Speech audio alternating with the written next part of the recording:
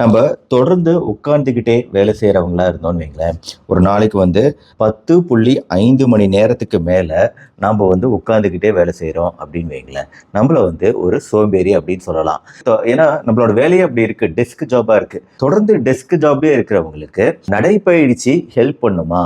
அப்படி நடந்தா எவ்வளவு ஸ்டெப்பு நடக்கணும் அப்படிங்கிற கேள்வி ஒரு முக்கியமான ஆராய்ச்சி கேள்வி. இதய நோய், ரத்த சர்க்கரை அளவுகள் அதிகரிக்கிறது, அர்லி ஏஜிங், சீக்கிரமா வயதாகும் போது ஏற்படக்கூடிய திசுக்களோட செல்களோட அழிவு ஏற்படும். இதையெல்லாம் குறைக்கக்கூடிய ஸ்டெப்பு கவுண்ட் எத்தனை? தொடர்ந்து 10 மணி நேரத்துக்கு மேல உட்கார்ந்து வேலை செய்யறவங்களுக்கும் நன்மை கிடைக்குமா? அதாவது சர்க்கரை அளவுகள் குறையுது, ரத்த அழுத்த அளவுகள் குறையிறது போன்ற ஆரோக்கிய நன்மைகள் கிடைக்குமா? இதுதான் ஆராய்ச்சி. கரெக்டா ஒரு நாளைக்கு நம்ம 9,000 10,000 நடைகள் ஸ்டெப்பு எடுத்து வைக்கிறோம் அப்படின்னா நம்மளுக்கு உட்கார்ந்து வேலை செய்யறவரா இருந்தாலும் சரி, உங்களுக்கு கட்டாயம் நன்மைகள் கிடைக்கும்.